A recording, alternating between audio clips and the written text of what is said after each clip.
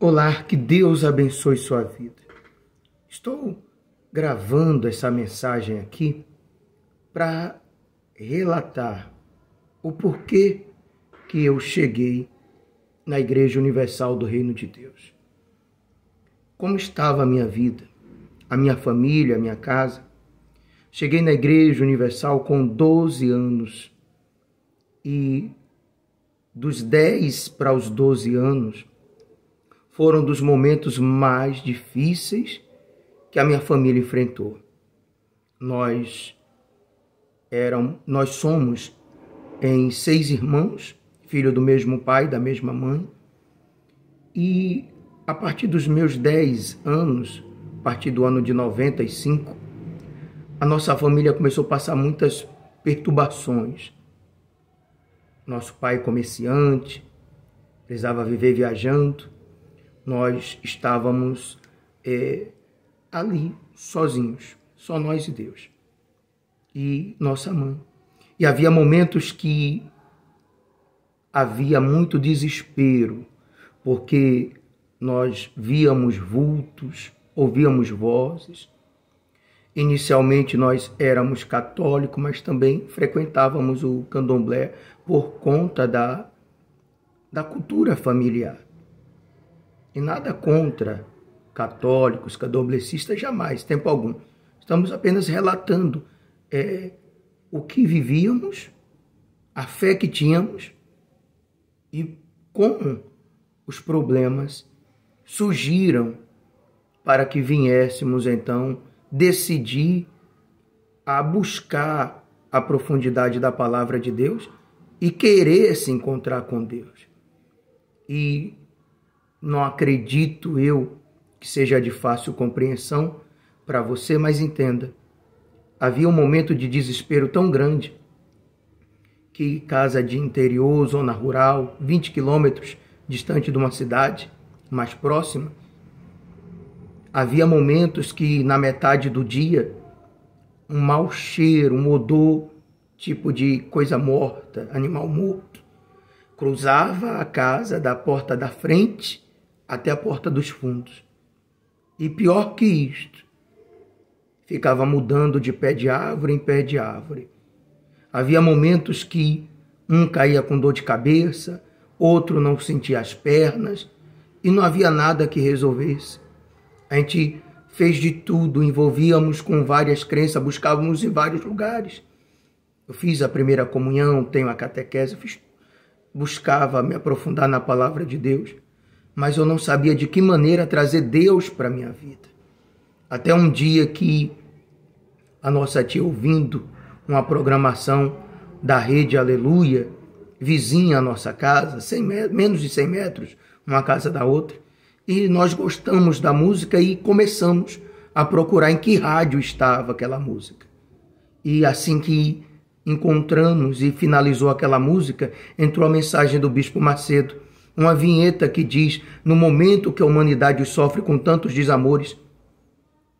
E você que entende o momento que a pessoa vive de dificuldade, de infelicidade, de incerteza, de não ter a quem recorrer, de não ter a quem buscar.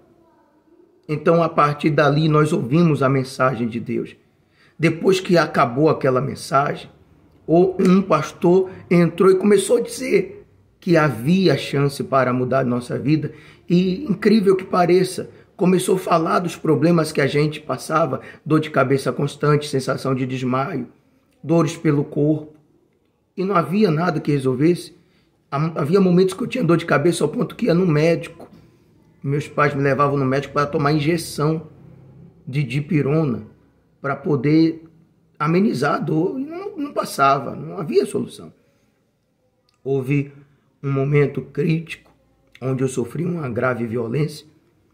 E essa violência me fez ficar depressivo aos 12 anos.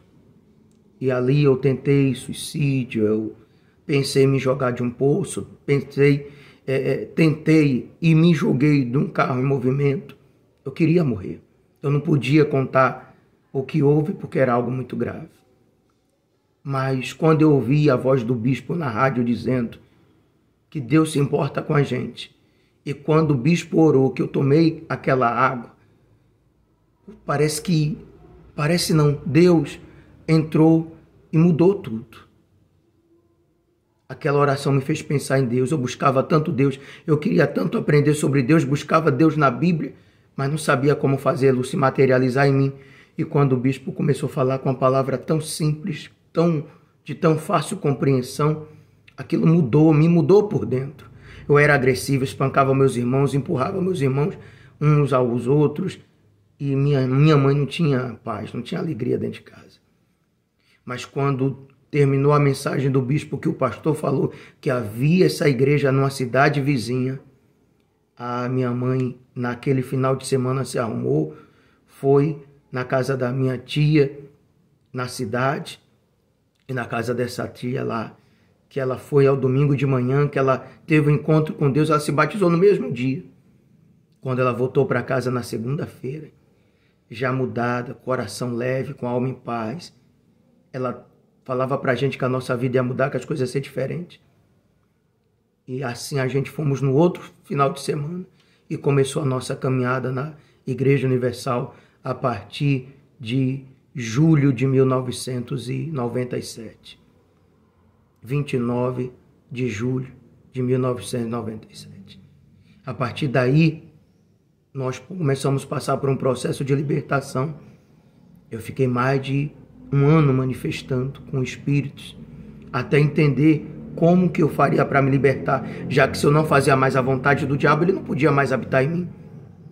Se eu não tinha mais os traumas, se eu não vazia mais o que era errado, então o mal não podia habitar em mim. E quando eu entendi isso e passei a lutar contra o mal, então houve uma libertação. A partir dali, começou a haver paz na nossa família. Apesar de que, por outro lado, não culpando ele, mas o meu pai não tinha uma compreensão do que era estar na igreja, o que era ser cristão. E por influência de amigos e não saber o que fazer, ele se ausentou de casa durante mais de 3 meses. Nós procurávamos por ele e não encontrávamos em lugar nenhum. E a partir dali, Deus começou a dar a direção da gente fazer alguma coisa para se sustentar. Mas houve dias que nós chupávamos laranja verde com farinha, que não tinha o que comer. Houve dias que a gente subia no pé de coco alto para poder pegar um coco seco, ralar, misturar com farinha, a fim de que viesse fazer um alimento para comer com café. E quando Deus nos deu uma orientação de fazer ali o sorvete no plástico geladinho e vender, a gente começou a mudar aquela situação e sair daquela luta. E Deus foi abençoando. E não perdemos a fé, não deixamos de ir para a igreja. Quando ficou difícil para a família, que a gente não pôde mais ficar na casa dessa tia, a gente ficava esperando carona para poder chegar na cidade. Mas houve épocas que a gente não tinha carona. E decidimos sair mais cedo. Acordávamos 4 da manhã. Saímos com o pé na estrada. Se achasse transporte, amém, graças a Deus. Se não achasse, paciência. Mas a gente chegava na igreja. Houve dias de chegar na igreja molhados, debaixo de chuva. Depois de andar quase 20 quilômetros. E chegávamos na igreja no final da reunião das 10 da manhã, já perto do meio-dia. Andando desde as 4 da manhã. Mas nunca foi dificuldade para a gente confiar em Deus e quem é Deus. E por isso nós continuamos firmes, nós continuamos crendo. Chegou o dia que, entre os 14 anos e os 16 anos, eu me tornei obreiro da igreja. E aquela distância que a gente percorria a pé, eu passei a fazer de bicicleta. E às terça-noite fazia reunião com as pessoas lá, dormia na casa de minha mãe e na quarta-feira voltava para a cidade. Depois ia na quinta-feira, fazia a mesma coisa e voltava na sexta. E ficava na igreja. Trabalhava durante o dia, estudava à noite e ficava na igreja, cuidando da igreja, se preparando para ser pastor. Mas houve um dia que, infelizmente, eu não compreendi um determinado propósito. E ali os problemas voltaram. E esse propósito era de oração. Passou a consagrar a farda dos obreiros, o uniforme dos obreiros. E naquele meio fim, eu fiquei magoado, fui fraco na fé. Quando o pastor da época disse, olha, você é uma pessoa bem intencionada, você é uma pessoa simples, você é uma pessoa de fé, Deus é com você, mas você não tem testemunho. Se você entrar na obra agora, você não vai conseguir ficar. E aquela palavra me fez ficar magoado, ressentido, porque era tudo que eu queria, era servir a Deus no altar. E a partir dali eu comecei a manifestar com espíritos, por conta da mágoa, por conta do ódio. E o mal começou a ganhar espaço, começou a ganhar força. Por isso a importância de guardar o coração. E nesse meio tempo voltei para o interior, decidi trabalhar, ir na igreja quando dava, arrumei uma namorada e a partir dali começamos a conviver, viver junto. Já como marido e mulher, já não mais respeitando a fé, a obediência em Cristo, como ex-obreiro, manifestando, passando mal. Vim a adquirir emprego na cidade e ali comecei a prosperar.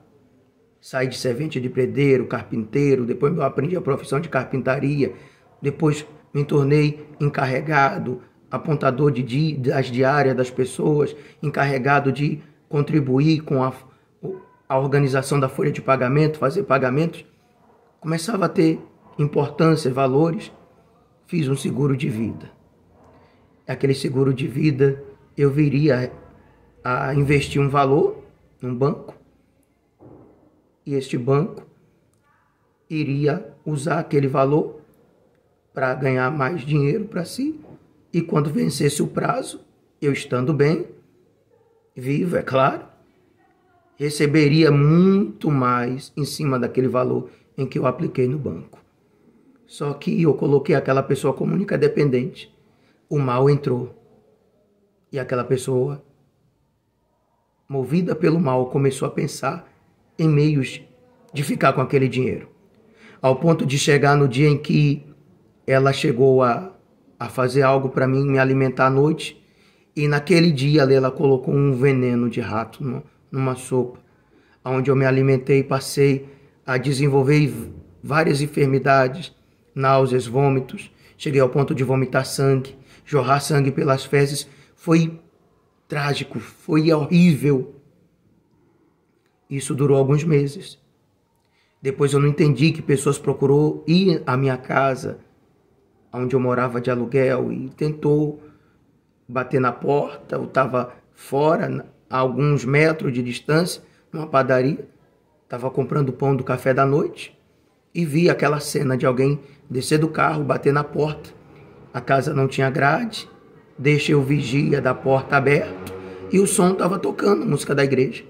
Enquanto um batia na porta, o outro estava debruçado no carro com a arma apontada para a porta. Ali, se eu estivesse em casa e saísse para ver o que é, eu receberia um tiro e seria morto dentro de casa. Imagina a que ponto chega uma pessoa afastada de Deus. Olha, aquele obreiro que andava 20 quilômetros de bicicleta para assistir uma reunião, agora envolvido com o mal, vivendo na prostituição e sendo traído ao ponto de alguém desejar a própria morte. Então, este é um dos motivos pelo qual, quando eu vi essa pessoa no trabalho manifestada e dizendo tudo isto, que o mal tinha usado ela para tudo isso, imagine a minha reação, a minha dor, a minha tristeza. Foi tão desesperador, na hora que ela voltou em si normal, eu perdoei ela. Falei, olha, se você quiser, vai para a igreja comigo. A gente se casa. Eu tenho um desejo de servir a Deus. Olha, pode ter certeza. A gente vamos ser muito felizes, nosso testemunho vai ser glorioso. Só que ela não quis. Ela falou, você já sabe demais, eu não vou confiar mais nem ficar perto de você. Porque eu acredito que você poderia se vingar. Palavras dela. E dali eu fui para o hospital querer buscar uma solução para aquele problema. E depois daquele problema estar ali me consumindo, quando eu cheguei diante do hospital, imagina a minha dor e aflição. Já tanto tempo sem saber por que vomitava sangue, por que jorrava sangue pelas fezes. E naquele dia que eu soube de tudo, eu fiquei desesperado e achava que a medicina poderia dar um jeito. E isso foi em finais do ano de 2004. Naquele tempo ali, eu olhei para o hospital e ouvi Deus falar na minha mente, no final de tarde de um sábado. E Deus falou bem claro comigo: olha, se você entrar aí, você vai morrer. Você deixou de me servir para ficar com essa pessoa? Você falou que se eu te quisesse, eu teria que te aceitar com ela. E agora olha você como está. E eu olhando para o hospital, olhando para o céu, chorando, igual criança. Montado numa bicicleta, fui para a igreja.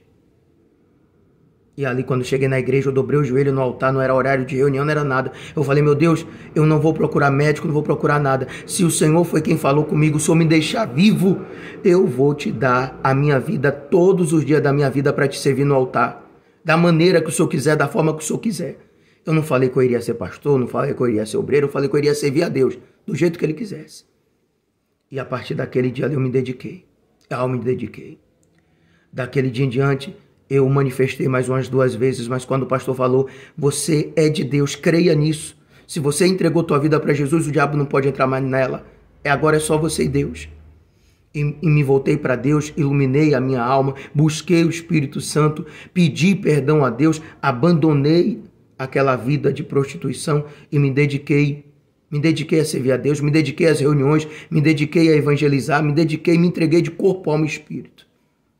E a partir daquele dia, a partir daquele momento, tudo que eu comecei a fazer para Deus, eu colocava toda a minha força. Ao ponto de que, em menos de 6 meses, o Senhor Deus me havia confiado a condição de voltar para as aulas de obreiro. 1 ano depois, eu estava como colaborador. Quando foi em 2006, eu fui consagrado obreiro no mês de abril. Em 2007, eu estava aqui na Catedral de Salvador, sendo entrevistado pelo Bispo Sérgio Correia em 4/7/2007, contando o que você está ouvindo agora. Numa reunião de quarta-feira, 7 da noite. E ali, o Espírito Santo nos aprovou para começar a aprender e se dedicar para ser um servo do altar, um homem de Deus. E nessa caminhada, você conhece o testemunho da minha esposa. Menos de 3 anos eu casei, porque eu entrei na obra em 2007, em julho. Em 2010, em 15 de maio de 2010, eu casei. Você encontrou, já viu o testemunho da minha esposa. Agora fica mais compreensível para você o porquê que eu tive fé de fazer voto com Deus, de poder colocar toda a minha vida no altar, não importar se iria faltar comida para os meus sogros que moravam comigo, não se importar do que iria acontecer, porque todo o sustento e tudo que era da gente eu vendi para colocar no altar. Depois dos médicos dizer que já não tinham mais nada o que fazer, e eu pedi para eles apenas que eles escolhessem o material mais uma vez, e eles falaram que não faria isso por ninguém, para ninguém, mas em respeito à minha dor e por conta da situação, eles fariam aquilo por mim e fizeram. E antes que viesse a resposta final dos exames, Deus começou a restaurar a vida da minha esposa, os aparelhos começaram a mostrar os sinais da melhora e da transformação e da cura dela. Então, meu amigo, minha amiga, eu não sei o que te aconteceu, os problemas que te sobreveio, mas se você está afastado, se você é um ex-obreiro, se você é uma pessoa que está distante de Deus, volte. Você não sabe o que o diabo é capaz de fazer quando uma vida está na mão dele. Você não sabe do que Satanás é capaz de fazer. Então, não deixe o diabo destruir tua vida, não. Volte para Deus. A felicidade que eu tenho hoje você não imagina. Eu poderia não ser obreiro, poderia não ser pastor, poderia não ser nada na igreja. Mas só de Deus ter me aceitado de volta. Só de quando eu voltei a ter o Espírito Santo pulsando em meu coração. Quando foi em janeiro de 2016, que eu recebi o renovo do Espírito Santo, o gozo do Espírito Santo. Você não faz ideia de quem estava afugentado para não morrer e envenenado, agora livre, forte, iluminado pelo Espírito Santo. Você pode tê-lo de novo. O que o diabo mais me atormentava, ele falava na minha mente e dizia: é impossível tornar-se iluminado para o arrependimento aqueles que provaram dos bens vindouros. Mas quando Deus me disse, enquanto vida, a esperança, que a nossa esperança, a nossa chance é enquanto estivermos vivos, eu ainda estava vivo e eu vi que havia esperança. Ainda tem chance para você. Deixa Deus te usar. Deixa Ele mudar teu coração. Deixa Ele fortalecer tua vida. Se volta para Deus. Ninguém me pediu para gravar esse depoimento, não. Eu não sei quanto tempo de vida eu ainda vou ter. Mas eu precisaria deixar isso registrado. Porque no dia que eu dei esse depoimento, eu ainda tinha muito medo. E pedi para o bispo não gravar aquele depoimento e não foi gravado. Mas agora você está ouvindo. O que de repente poderia ter sido registrado desde 2007. Agora está ao teu alcance. Continuo como servo de Deus, pastor. Pela misericórdia de Deus, nós fomos consagrados no dia 18 de novembro de 2021. Ou melhor, de 2020. Deus nos tem aprovado. Então, você, aonde chega esse testemunho, esse depoimento, é para você entender que tem chance para você. Tem vida para você. Que Deus te abençoe. Ilumine a sua vida. E te dê a chance de se voltar para Deus e de ser feliz.